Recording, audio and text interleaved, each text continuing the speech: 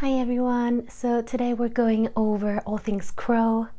So you might have seen crow pose. It's the one where palms are down forward and we lift the knees up into the arms.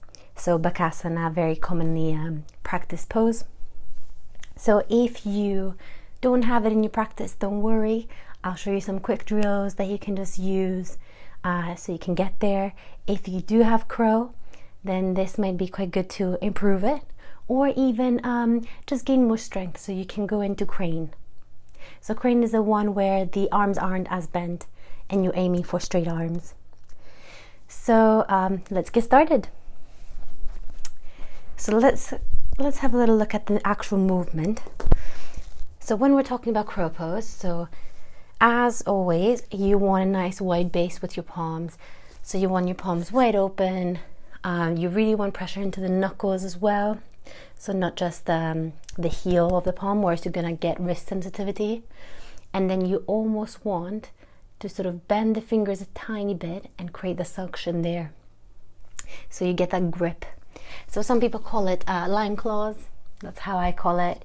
Or imagine that there's something right underneath those sort of arches in the fingers. So you really have to grip with the fingertips as well. Okay, so let's have a look at the pose and then let's break it down. So we're going to move the feet in slightly. So you're going to have to go onto your tiptoes. Now, the harder version is knees as high up as you can on that arm there. So almost going into those underarms and then find your balance there. And squeeze the heels into the bum. Now my gaze is forward. If I want to take it to a crane, I'm straightening the arms here.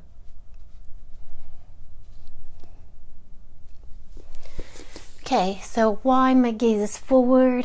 It helps to keep that chest open so you're not just sort of collapsing in. And generally speaking, if you're looking down, you're going to go down. So you want to avoid that if possible. So the other thing, you really want to round from that upper back. So as you're pressing down, you really want, I'll show you as well. So as you can see in the back, my shoulder blades are going to be a little bit further back. Yeah, so it's almost like the shoulder shrugs. So the first exercise that you can do is literally, as you're sat down, palms will be almost like they're on the floor, so they're nice and wide open, looking at the ceiling. Shoulders away from the ears, so you have a nice relaxed sort of a neck there. And then you want to look at the arms. So, you know, obviously when we're going to come to crow, we're going to bend the arms. Why we want them locked out is just so you can get the feeling that you're on the floor, or even in a handstand. That's the same sort of alignment that we'd like to see anyways. So with most arm balances, you know, those core principles still exist there. So we're here. And then the first one that you can do, so really imagine that you're pressing into the mat. So you have that energy there going. You're going to lift up and come down. So shoulder shrugs. So you can also warm up this way a little bit without even having to touch the mat.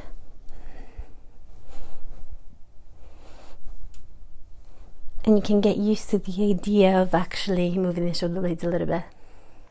So that's number one. Number two would be also, you know, if you tend to feel your wrists, to warm them up before even going into the pose. So for that one, there are a couple of stretches that you can use. You can interlace the fingers in front of you, start to make some rolls one way and the other. So they might click like mine.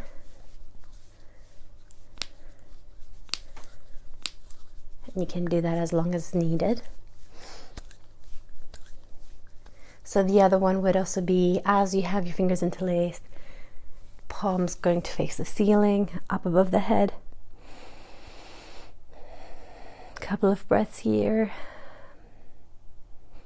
Also warming up the shoulders as well. Good, and now we're going to round. So fingers are still interlaced, coming forward.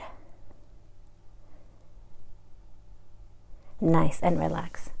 So I'd probably start moving my arms. So side to side, opening the chest as well and the shoulders. And up and down. You can also pause for 2. Oops.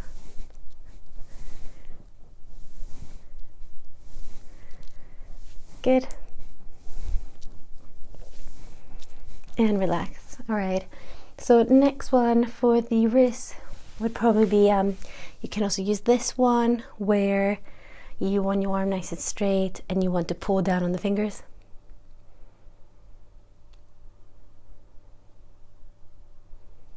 You can do the other side.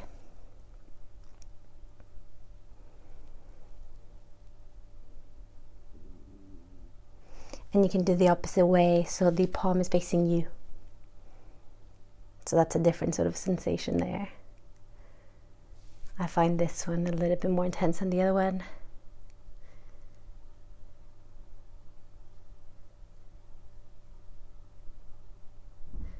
Nice, and relax. Okay, so moving on to all fours, just so we can start getting a little bit of weight onto the heels. So again, nice wide base there, tabletop. So what we'll do, move forward and back. So you can take it slow if you'd like.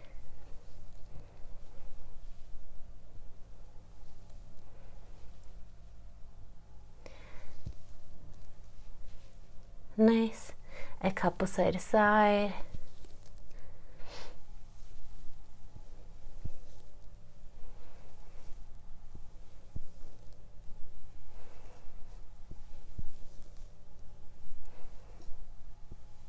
Good. And then fingertips are going to face towards the sides, and again side to side here.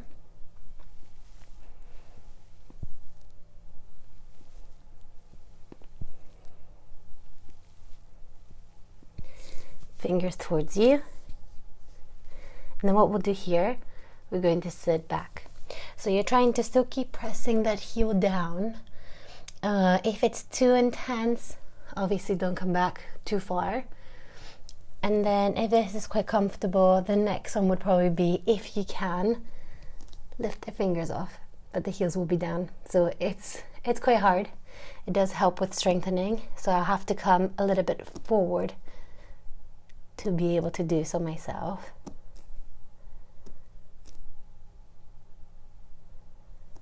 Good, and stretch it out for a little bit longer. And release forward. And now we're going to do the opposite. So palms are going to be facing you. You can hold here if you want, or again, rock forward and back.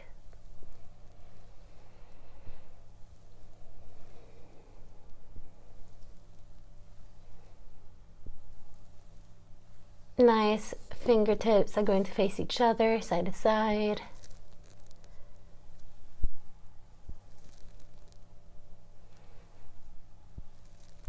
Good, and relax.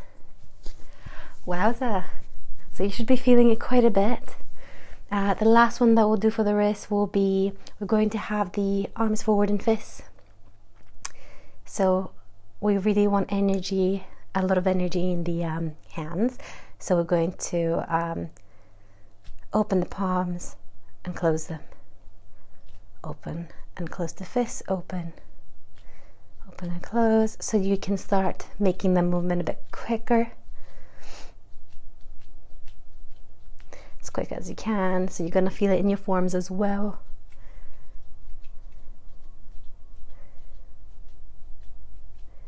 So now, after we've warmed up the wrists and a little bit the shoulders, we're going to move on to a couple of drills.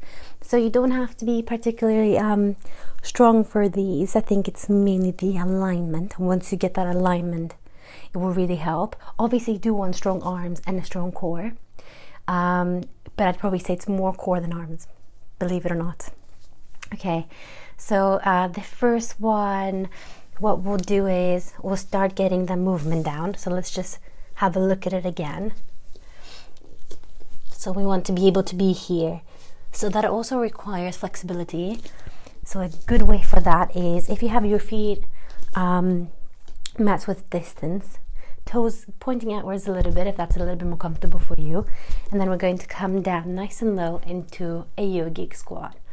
So this is your number one priority, to be able to be as low as possible with the heels down. Now, if this is quite, if you're not there yet, you can always come up a little bit higher up. You can put a block or a cushion underneath the heels.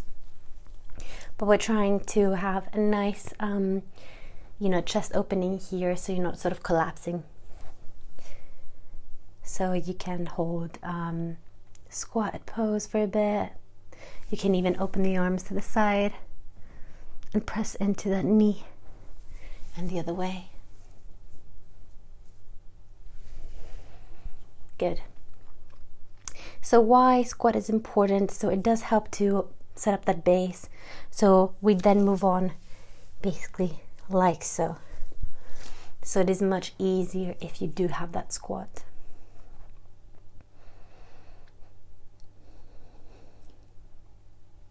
Okay, so that's in terms of flexibility. Now, next bit would be if you have yoga blocks, that would be the best.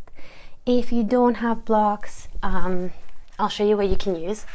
So I'll just quickly grab mine. So you just want to learn how to do that lift. So if we stay kneeling for now, so you want your blocks by your sides. Like I said, if you don't have blocks, it's not the end of the world. You can use a pile of books on each side. Press down on those instead, okay? Everyone has books, I'm hoping so at least. So, we got the blocks next to us. You wanna, if you're kneeling, you want them to be quite close to the knees there. Okay. Wide palms, as always. And then we're going to try and lift. So the first one, I'll give you different progressions. What we want to do here, again, nice chest opening there. Shoulders away from the ears. And then just from here, just really think about pressing down already. So as you can see, the inside of my arms are facing forward as well, like the eyes of the arms. And my arms are quite straight.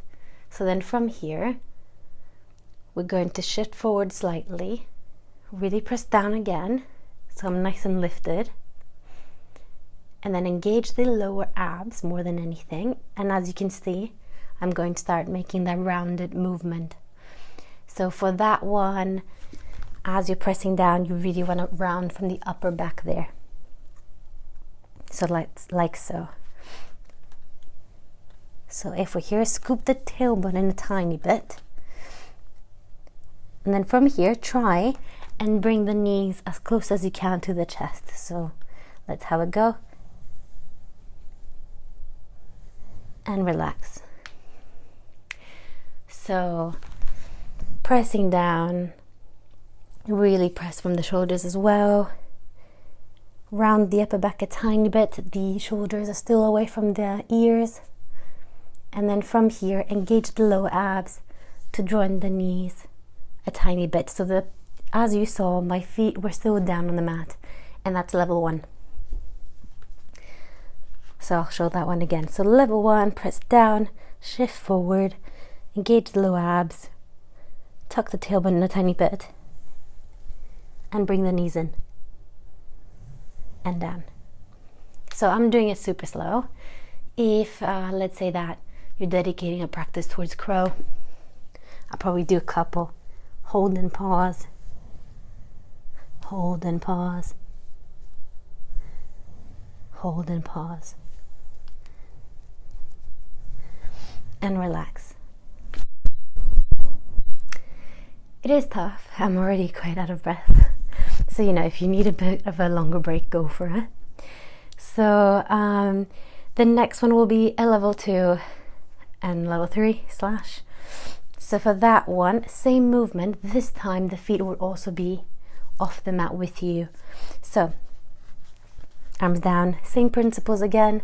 Shift forward, press down, shoulders away, start to tuck the tailbone in, start to round. And this time, could be one, could be the other. See if you can lift everything off the mat and relax. So that really helps you with the core engagement, having a little bit more weight on you as well. So legs coming up, there's some weight there, and also getting that roundedness and that sort of movement there. So that's one of the exercises. The next one that you can do, which is just for your core, will be in a plank. So I'm going to use a foam roller. If you don't have one, it's not the end of the world. So I'll show you a couple of things that you can do. If you have a yoga wheel, that also works very nicely. So I'll show you a couple of things.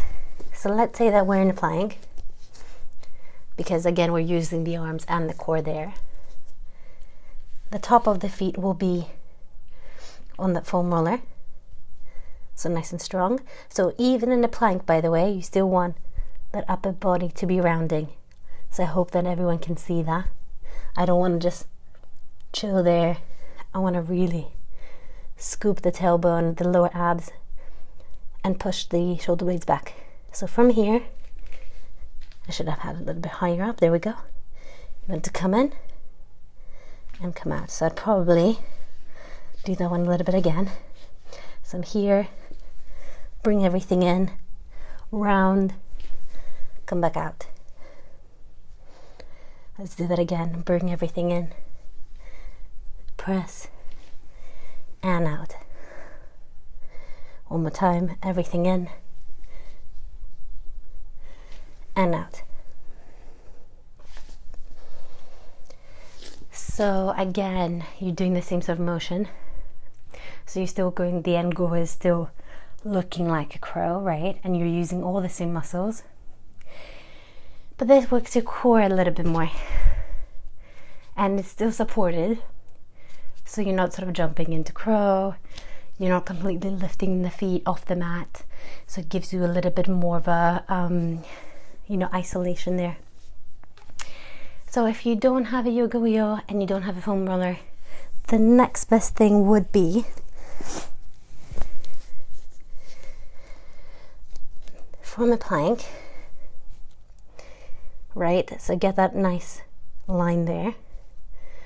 Bring one knee in, hover, and out. Other knee, hover, and out.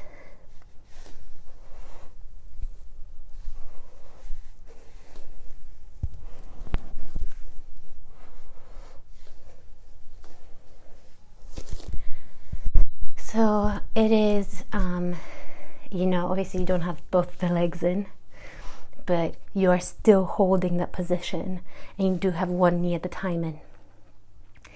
If you have a wooden floor and you put socks on, then you can glide and still do the same motion as I did with the foam roller. So imagine that, I'm not very slippery now, but imagine that I'm wearing socks, then you can just glide in with both knees, glide back out. All right. So the next one that you can also use, let me put that one back very quickly, is actually a tempting crow. So sometimes that can also be scary on its own, but even if you're not 100% there, even just practicing everything and using those muscles and being in the pose, that can also really help with muscle memory. And then the more that you do it, the better you'll get at it. So it's one of those things. There are a couple of things that you can do. So first of all, let's say that you want to use yoga blocks or books.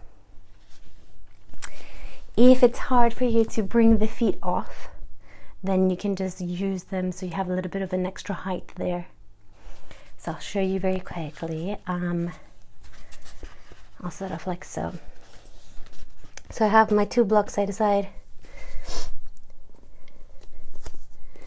So what I can do, let's say that I was doing drill number 1 and I was trying to lift, I'm here kneeling, and I was trying to lift the knees close to me. Now I can still be here and down. So it does make it easier for me because my feet are, they have a bit of height. So that's another way how you can use that one there. So for crow, again, if you want extra height again, so blocks can help. If we set up from your yogi squat, palms will come forward. You're going to also come a little bit forward. Now, before you even think about bending the knees, what we want to do is trying to get the knees as high up in the arm as possible. It can be quite difficult, especially in the inside. So people usually, and myself, we all start off with having the knees wrapping on the outside of the arm. So that's one way that you can do it. So we'll do that one now. Palms will be down. You're going to lift the knees as high up as you can. So I'm on my tippy toes. And then as we shift forward, the knees will come and wrap on the outside. Now from here, I'm still not lifting anything off the floor yet. I'm going to also move down a little bit, really press that knee into the arm and the arm into the knee. Okay, so very strong engagement there. And then slowly straighten the arms first, round the back. One knee will come in, then the other, and then you can start to bend, open the chest, and look forward.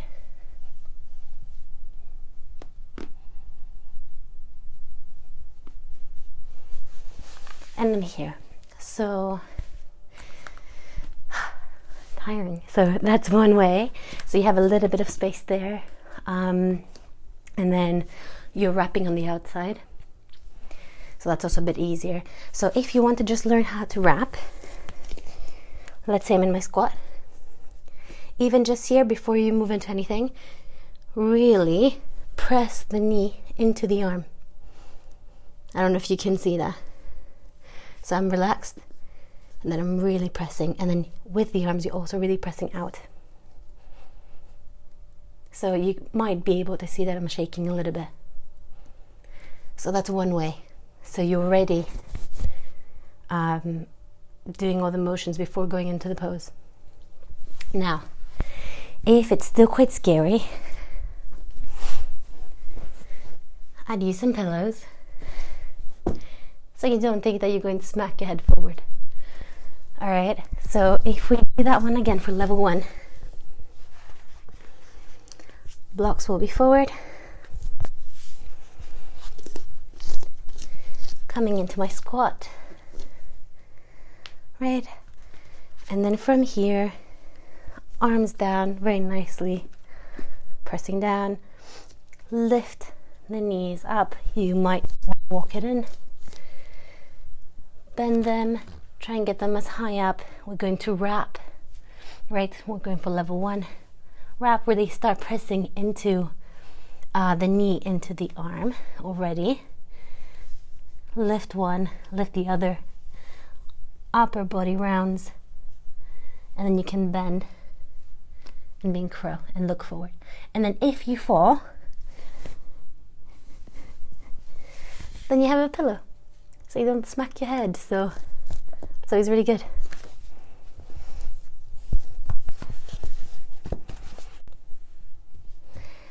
So that was more level 1. Now, if you're level 2, 3, you can kind of hop on and sort of stay there. Then I wouldn't even bother with these blocks. I would just have the pillow there, just for that support that you're not going to hit your head. So that's with wrapping. Now, the other thing I forgot to say if you did want any other sort of a different drill just to get used to the movement again, would also be even just having your legs cross-legged, the blocks sort of where your hips are, and then just lifting and rounding here.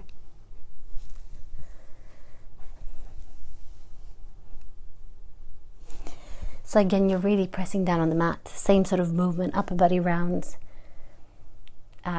shoulders away from the ears, and then you're still lifting and tucking the tailbone under. And if that's quite easy, lift the legs as well. Obviously when that gets easier, you can just do that one with your palms down or fingertips. So another good way is just doing shoulder shrugs. So actually didn't have to put them away. So let's say that I have a little bit of height, so I'm going to use the blocks. But if you do have a couch, so I have one as well, if you have a chair, anything like that, then we'll elevate our feet on there. There we go. And then you're in that plank. And then what we'll do is shoulder shrugs here. Shoulder shrugs, sorry. So again, it's hollowing out your body there, working towards that roundedness of the upper back. Okay, so that's another way. So if we want to go for further, let's say level 2, 3, yeah, I can hang out there with the legs wrapped. I want to learn how to get them in the upper part of the arm. So for that one, let's see what's so different about it. I'll come to my squat again. Cables everywhere. There we go. And then from here, palms down, same thing so far. Shifting forward, knees will come up. So before, they were coming up, maybe even bring them closer in, to then really press down on the arm there. So now we're going to still look forward, same thing. If you can come closer, bend the knees. You're trying to put them as high up as you can onto that underarm there. Okay, so I'm going to also bend my arms already a little bit just to get the connection. And you're also starting already to press the knee into the underarm and the arm back into the knee. And then forward, one leg can come out, the other, or gaze forward, and then both.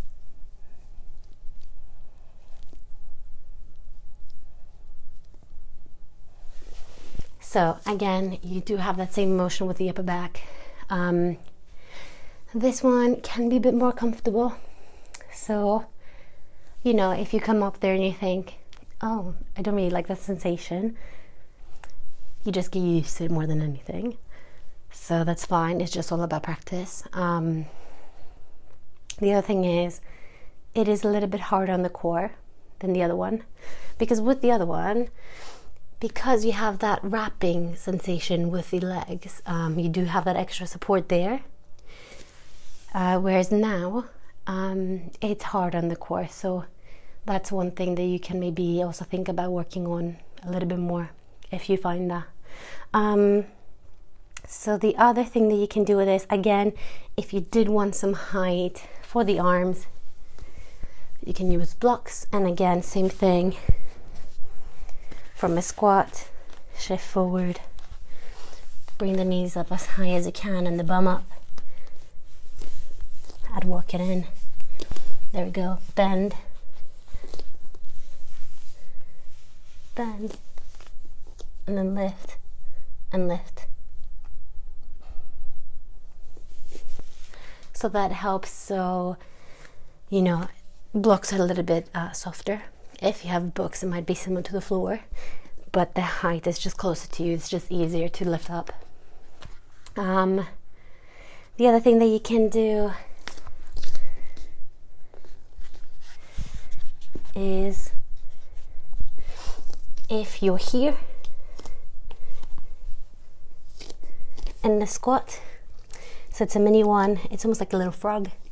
So we'll still do the same thing, but again, you do have that height to lift up from, because I think sometimes the hardest bit is actually to get the bum up. So if you want, you can also do it with knees wrapped, but I'm gonna show the harder one. So the knees into the underarms, lift, shift forward, and then you can stay here and you'd still be working on everything.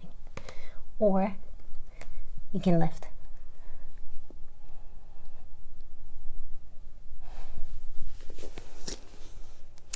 So that's another one there.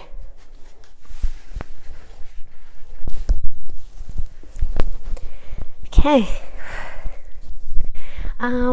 Another thing, let me have a little bit of a think what else can inhibit. So, you know, the basic one would also be cat. So again, if we take a few rounds of cat-cows actually, so inhale, come to a cow.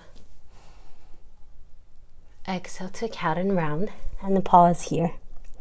Alright, so even from here, you want to really press down on the arms, relax the head, get that tailbone under, and start engaging the lower abs a little bit.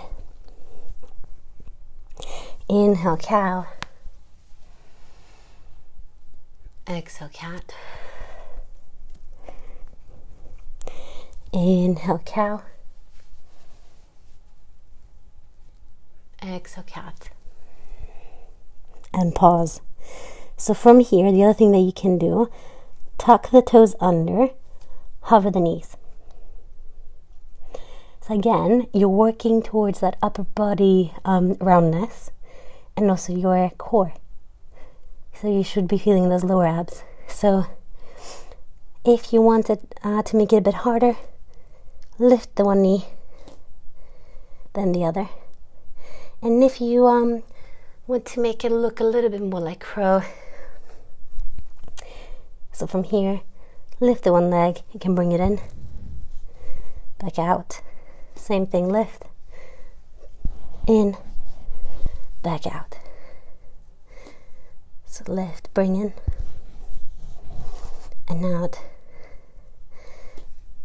Lift, in, and out, and relax. So it doesn't look like it, but it is hard work. I think once you get sort of tired, I caught myself there that, you know, rounding as much. So the idea with bringing that knee in is that it forces you to round so you can bring the leg through. And you know, that's a principle that you use even when you're trying to bring that leg through from a down dog. So from a down dog, let's say that you were to inhale, right leg. So from here, I'd squeeze it in and then round to create that space to put that foot down. So all those principles, you know, you tend to find them even from different poses as well in yoga. But yeah, I think, you know, these drills, these are the ones that have helped me the most. So I hope that you found them helpful, and I hope that if you give them a go, that you do get to get that crow quicker. And let me know if you have any questions at all. Let me know if there's anything else that I can clarify a little bit more for you. Let me know how you're getting on. So, and you know, for crane as well,